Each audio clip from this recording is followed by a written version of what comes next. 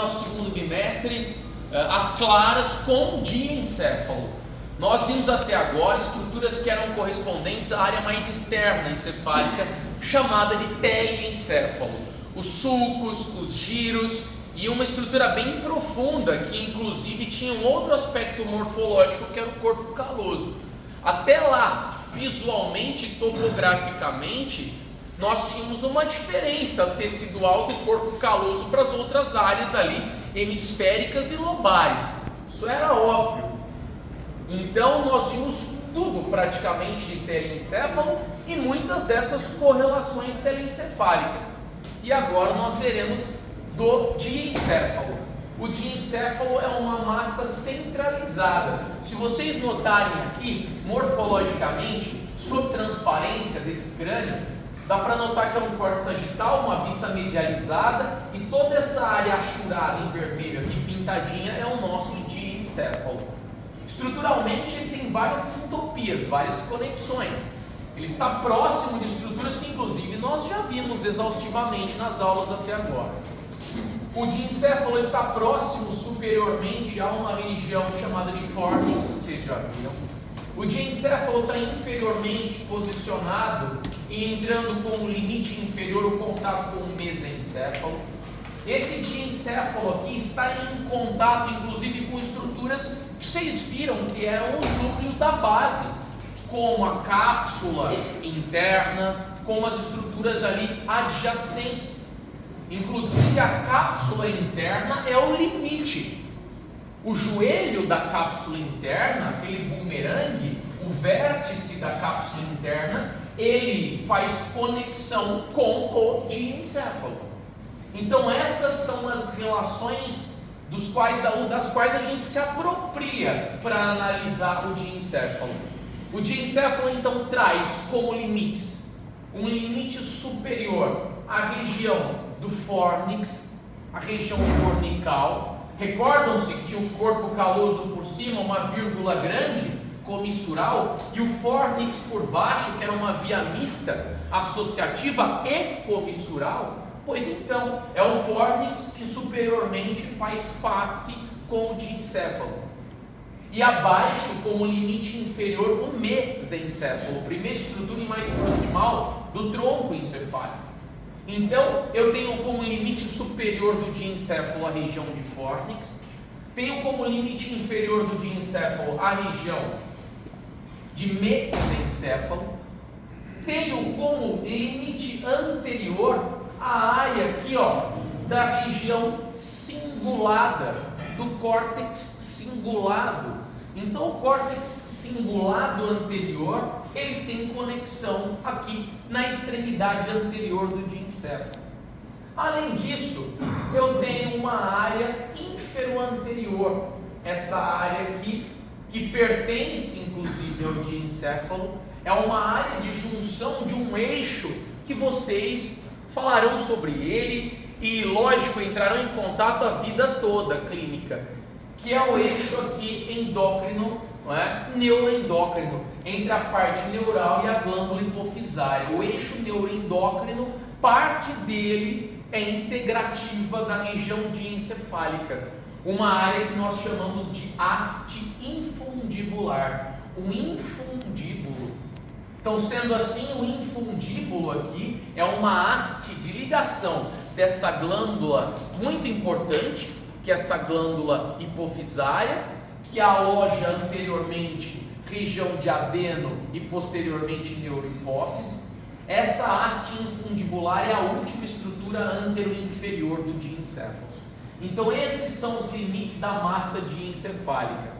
Nós tínhamos a seguinte característica do encéfalo de fora para dentro, de que quanto mais externo ele era, mais competência ele tinha para características específicas. Ele era mais moderno, ele era de vanguarda, lembra? Ele decodificava visão, audição, gustação, participava da atividade motora voluntária como um MIP, isso era tudo córtex. Vanguarda, rápido, raciocínio, vigília. O diencéfalo, ele já traz consigo características funcionais um pouco mais primitivas, mas extremamente vitais. Então, de fora para dentro, já que no passado nós tínhamos a região telencefálica como uma área que providentemente entregava situações mais minuciosas, a região diencefálica nos entrega condições de sobrevida primitivas, atividades vegetativas. Deu para entender? Então o diencéfalo é extremamente importante. Dentre as características, ele acaba por ajudar a decodificação das sensibilidades, como a gente viu inclusive na via a coluna dorsal lemínico medial, coluna anterolateral, passava informação pelo diencéfalo, passava informação pelo tálamo. Ali ocorria sinapses, vocês recordam? Eram as sinapses do quê? As sinapses de identificação. Era no tálamo que eu identificava se era dor, ou se era temperatura, ou se era tato protopático, ou se era tato epicrítico. Era ali que eu identificava a somestesia. Então ele também traz essa condição importante. Só que chegou um momento de desse diencéfalo nós analisarmos qual porção dele faz ou é capaz de fazer as características sinápticas ou condicionar informações que nós vimos no passado. Chegou o momento de não trazê-lo apenas como uma peça única.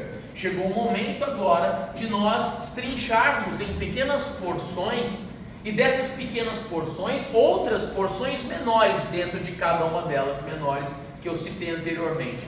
Então eu tenho o meu diencéfalo, terei tálamo, hipotálamo, subtálamo, epitálamo. E dessas 4 porções, eu terei o tálamo e o hipotálamo como as mais importantes. Que neles eu terei muitos núcleos, diversos deles. E ali esses núcleos farão a diferenciação de qual característica será motora para a sinapse e de qual característica sensitiva será para a sinapse em qual região, em qual núcleo. Então, para quem chegou agora, a matéria daqui para frente é diencéfalo tronco. Claro que não só isso, para esse bimestre, diencéfalo tronco composto por mesencéfalo ponte bulbo.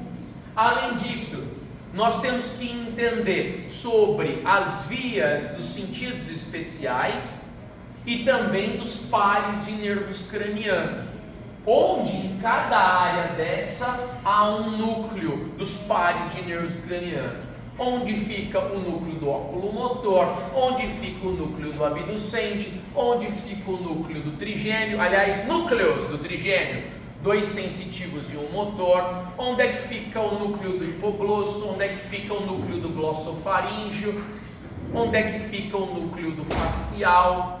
Então todas essas são características importantes para que vocês entendam os circuitos. Inclusive uma questão dessa caiu na prova de fisiologia. Lembra de núcleos salivatórios? Os núcleos salivatórios são núcleos tronculares para glossofaríngeo e facial, próximo do núcleo ambíguo ou parte do mesmo. Então a gente vai entender cada área nucleada, cada informação aferente que chegará no tronco, cada informação que dele sairá para as atividades dos pares de nervos cranianos.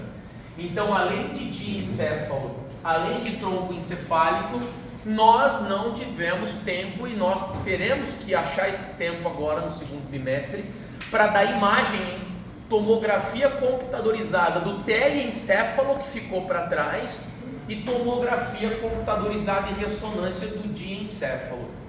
Esse será o conteúdo do segundo bimestre e sintam-se felizes por tê-lo. Vamos lá? Diencéfalo, para quem chegou agora, é a massa central aqui, que possui áreas limítrofes, áreas limite. O limite superior do diencéfalo, só remontando a informação, é dado pelo fórnix, para aquele arco fornical. O limite inferior do diencéfalo é dado pelo mesencéfalo. O limite anterior do diencéfalo é dado pelo córtex cingulado, pela região do córtex do cíngulo, ok? O limite antero-inferior pela região aqui, ó, de uma haste chamada de haste infundibular. É uma haste que liga quem? O hipotálamo na hipófise. É a área do meu eixo neuroendócrino, meu eixo neuroendócrino. A estrutura de limite aqui, anteroinferior do meu diencéfalo, é essa haste infundibular. E como limite posterior aqui, nós temos a porção posterior do córtex cingulado, fazendo esse limite posterior. Limites lateral e medial. O limite medial é dado pela aderência intertalâmica, que é onde uma porção diencefálica se une na outra, através da aderência intertalâmica. E o limite lateral aqui é dado pelo joelho de quem? Joelho da cápsula interna. Então, quando eu remonto uma estrutura que esteja pareada lateralmente ao diencéfalo, essa estrutura é a cápsula interna. E mais providentemente, o joelho, o vértice daquela cápsula entra em contato com a porção lateral do diencéfalo. Pessoal, alguma dúvida com relação aos limites do diencéfalo? O infundíbulo é uma haste neural e vascular que liga o hipotálamo na hipófise. A hipófise é a nossa principal glândula endócrina metabólica, e a ligação entre ela e o restante do sistema nervoso central é dada pelo infundíbulo. O infundíbulo é uma haste, é uma porção tecidual que liga para transferência de informação neural e para passagem vascular, para passagem de vasculatura. Por que vascular e neural, professor? Porque nós temos aqui também, uma relação de transporte de substâncias neurotransmissionais. São os hormônios. Os hormônios da neurohipófise são quem? Ocitocina e vasopressina, o ADH, o antidiurético. E os outros hormônios da adenohipófise, da hipófise glandular, são o GH, o estimulador tireoidiano, o luteinizante, o folículo estimulante, e lá vai pancada. Estes todos têm uma relação bem mais vascular, através de um sistema porta. Lembra do sistema portal hepático? Sistema porta hepático? Eu tenho vasos porta aqui.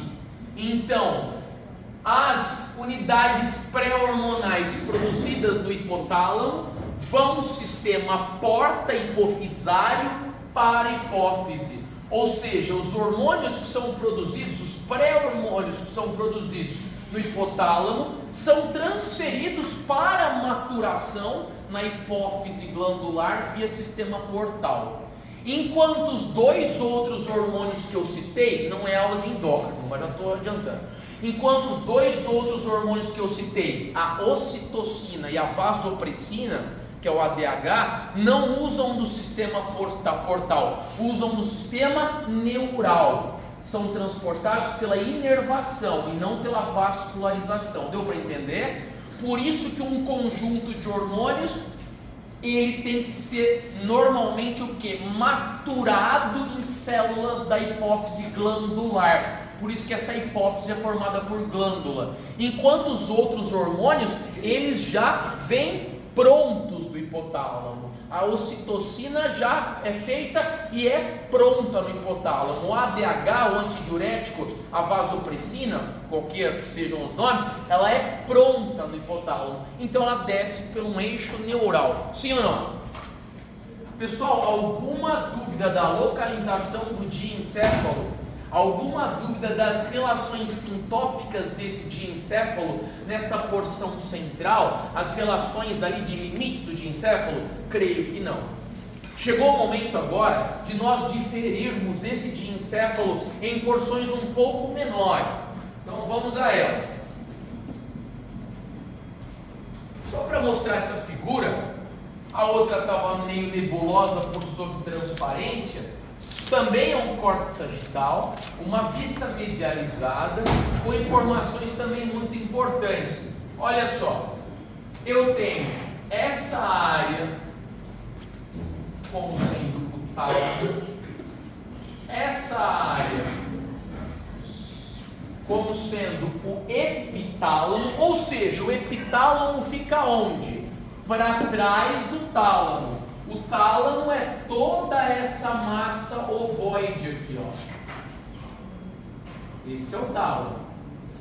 E o epitálamo por trás, ou seja, posterior ao tálamo. Tálamo, epitálamo. Aqui, essa bandeirinha de festa junina é quem, ó? O hipotálamo, ok? Ligado à glândula hipofisária através da haste infundibular. Mais uma vez, o diencéfalo grosseiramente é dividido em tálamo. Aqui, epitálamo. Aqui, hipotálamo. E uma pequena área, diminuta área, chamada de subtálamo. Estas são as porções das quais a gente está dividindo o diencéfalo em porções maiores. Claro que eu terei divisões ainda menores para o tálamo e divisões ainda menores para o hipotálamo, que é o que nós chamamos de núcleos.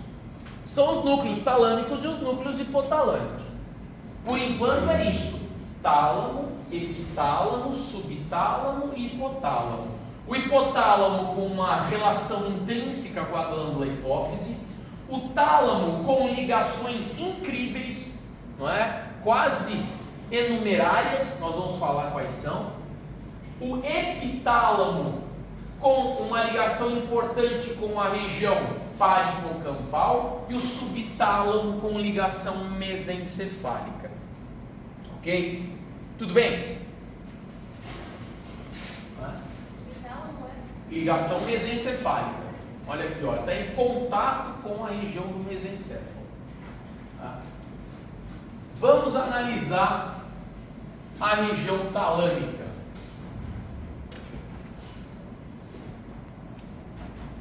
Olha lá, em diferentes cortes, para não ter dúvida no laboratório. Um corte transversal, um corte sagital e frontal ou coronal.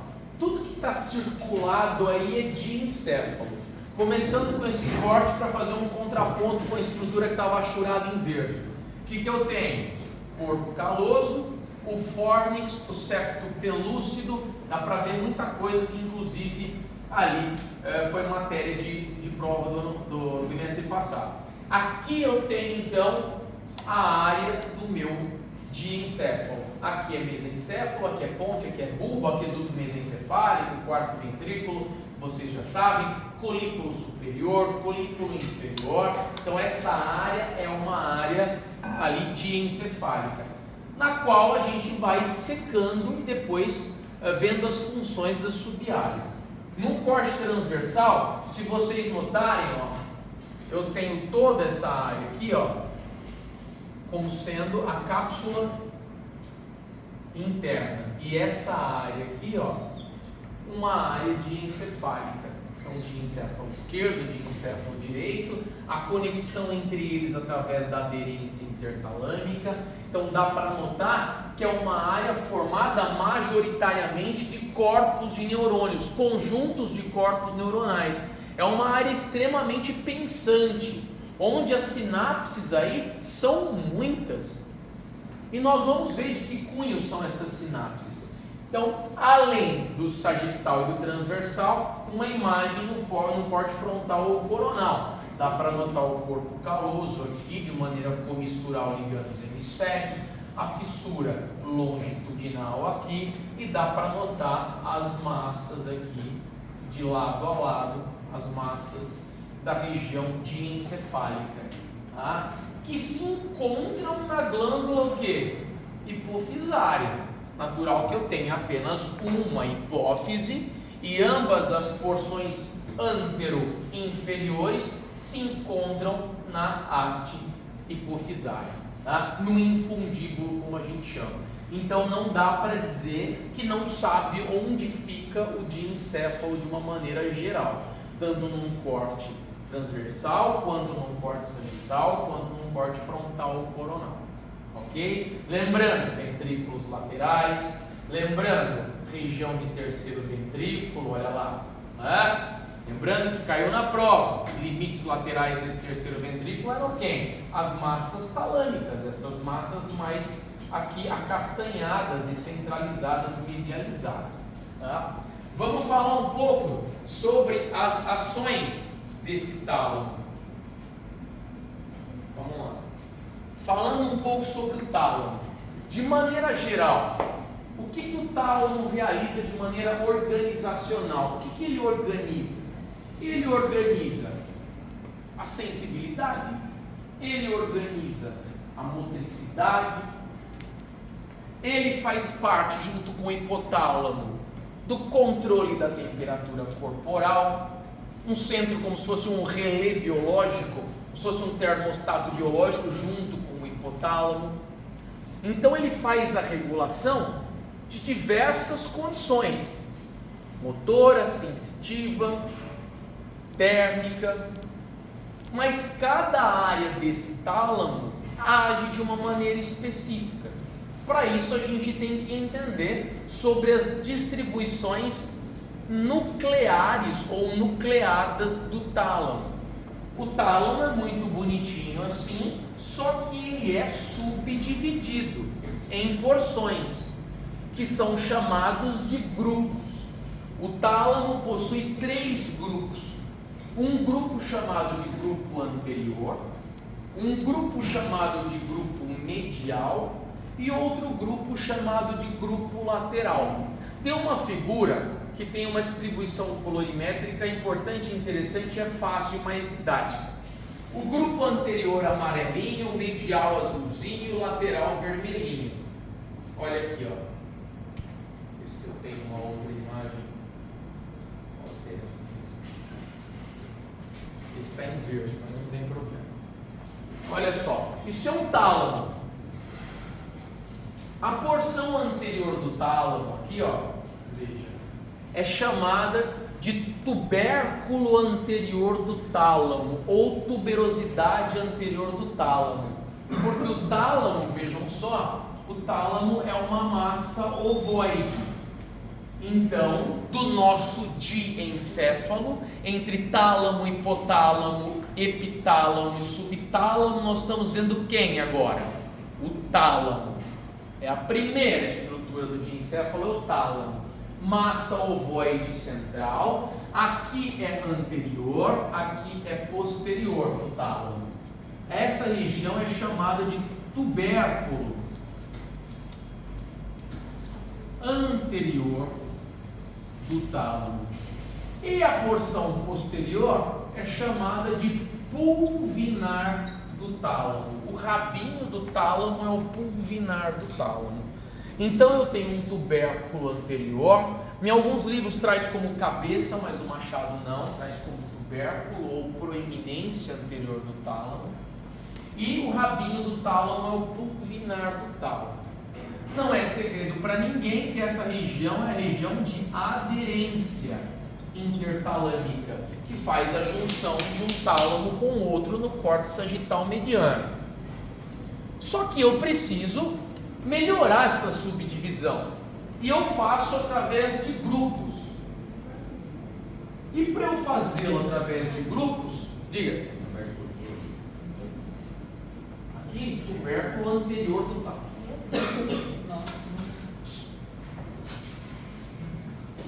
Para melhorar essa subdivisão, eu tenho 3 grupos. Eu tenho um grupo que fica na frente, chamado do quê?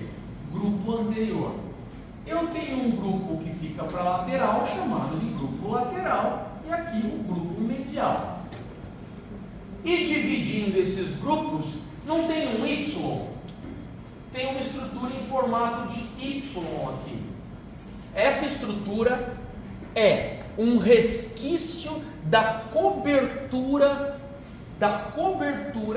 facial, olha só, da cobertura conjuntiva conectiva que o tálamo tem.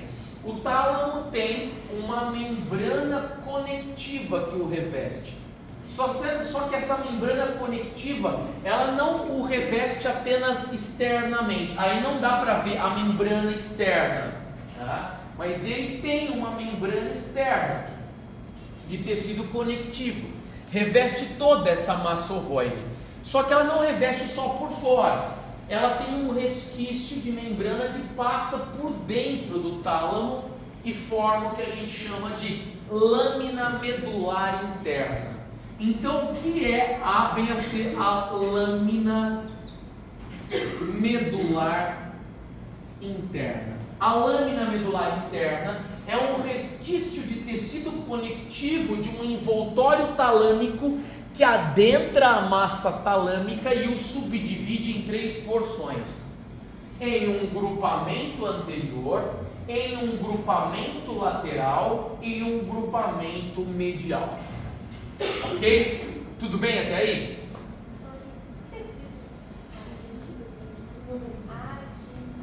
Aqui, aderência intertalâmica. Aqui é pulvinar. Ok? Tudo bem, pessoal? Até aí tudo certo? Cada área dessa aqui também traz consigo uma função. As áreas e depois os núcleos trazem funções específicas. Vamos primeiro ao grupamento anterior. No grupamento anterior eu tenho só um núcleo. É o mais fácil. O grupamento anterior não tem como errar. No grupamento anterior eu tenho um núcleo só, um conjunto de corpos de neurônios só. E esse conjunto de corpos de neurônios, ele está relacionado a uma via e um circuito que vocês já sabem, que é o circuito de Papez, o circuito de memória, e principalmente memória de quem? Da dor principalmente psicogênica. Então todo o meu lobo límbico, ele vai desembocar as informações emocionais envolvidas com a dor, aonde? No grupamento anterior do tálamo. Lembra que eu disse que a dor começa no tálamo e termina no tálamo? Só que eu não especifiquei em qual área do tálamo ela começava e terminava. Então basta ressaltar que ela irá o quê? Terminar no grupamento anterior. Ela não começa no grupamento anterior. E tampouco eu poderia solicitar isso na prova, porque eu não mencionei, né? Você imagina se na prova ela está grupamento anterior ou grupamento posterolateral? Não dava. Então agora vocês sabem, o grupamento anterior é o grupamento onde a informação que passa dolorosa através do circuito de Papez chega. Ou melhor, termina, né? Para não confundir a cabecinha de vocês. Para onde a informação ela cria mais memória ainda, reverbera mais memória dolorosa. Então, tudo que já foi ciclado no sistema ali, no circuito de Papez, vai terminar onde? No grupamento anterior do tálamo. Então, o grupamento anterior do tálamo tem um núcleo só, é o núcleo anterior, que recebe informação de dor psicogênica advinda do circuito de Papez. Tudo bem? Diga, mano. É onde chega. Não onde chega inicialmente. Depois que passou pelo circuito, depois que passou pelo fornix, a via mamilotalâmica, ou seja, o corpo mamilar desemboca onde? No grupamento anterior. Deu para entender? O corpo mamilar vai levar informação agora mais específica para qual núcleo? Para o núcleo anterior. Então é o núcleo anterior que recebe informação da via tal mamilotalâmica, é ali que vai desembocar. Ele é o mais simples. Que tipo de neurotransmissor ele usa? Neurotransmissor excitatório. A maioria esmagadora dos núcleos talâmicos trabalham com o neurotransmissor o quê? Excitatório. E só para eu mesmo me corrigir, não é que o neurotransmissor excitatório, o receptor daquele neurotransmissor é que faz com que ele tenha ação excitatória. Então a maioria dos receptores talâmicos ali fazem com que os neurotransmissores tenham ação o quê? Excitatória. Tudo bem? Quase todo o tálamo tem ação excitatória, quase todo. Só uma pequena formação lateral, que essa aqui, essa capinha por fora, chamada de núcleo reticular, que tem ação inibitória, tem ação GABAérgica. Então já adiantando a informação, grupamento anterior, grupamento medial, grupamento lateral, todos trabalham com cunho de atividade neural o quê? Mandatória, excitatória, excitando o córtex ou mandando informação excitatória para o corpo e tudo mais. Tanto as aferentes quanto as eferentes. Quem controla, quem faz o fiel da balança é quem? O núcleo reticular, o único que tem atividade o quê? Inibitória, que usa neurotransmissores para abrandar essas sinapses, ou seja, normalmente o neurotransmissor GABA, o ácido gama-aminobutírico. Detalhe, essa formação reticular aqui, esse núcleo reticular, melhor dizendo, não é a formação reticular do mesencéfalo, hein? De novo, esse núcleo reticular não é parte da via reticular do mesencéfalo. A via reticular do mesencéfalo é uma coisa, essa formação reticular é outra. Essa formação reticular, as sinapses são o quê? Inibitórias. Eu estou excitando? Não, estou inibindo. A formação reticular do mesencéfalo ela é o quê? Excitatória, mandatória. Então há uma diferença entre núcleo reticular do tálamo e formação reticular do mesencéfalo. Depois vocês vão notar que tem um sistema chamado de SARA, Sistema de Ativação Reticular Aferente. Não tem a ver com isso. Tem a ver com a formação reticular de quem? Do mesencéfalo. Bom, professor, se não tem a ver com isso, o que tem a ver esse núcleo reticular? Esse núcleo reticular, ele ajuda no controle excitatório dos outros núcleos. Já que os outros estão excitados, ele controla essa excitação. Ele equilibra através da sua tarefa inibitória. Então, esse núcleo reticular tenta inibir o grupamento anterior, tenta inibir o grupamento medial, tenta inibir o grupamento lateral. Não sei se eu fui claro. Ele tenta abrandar a atividade excitatória dos outros grupamentos. Diga. Você tinha falado que na parte anterior só tinha um núcleo, que é o núcleo anterior. Esse núcleo reticular faz parte da onde? Da lateral. Aqui ele foi cortado, só tem o biquinho dele aqui. Ele é mais lateral. Então ele faz parte, excelente pergunta, ele faz parte do grupamento lateral. Só que olha que questão importante a sua. Ele faz parte do grupamento lateral, só que ele está execrado dos demais. Ele está separado. Tem um apartheid. Através de uma outra lâmina. Aqui não é a lâmina medular interna? Sim ou não? Vocês já viram desde a anatomia, se eu tenho o longo, eu tenho o curto, se eu tenho o interno, eu tenho quem? O externo. Então, se eu tenho uma lâmina medular interna, é porque eu tenho uma lâmina medular o quê? Externa. Então, o núcleo reticular, ele fica onde, professor?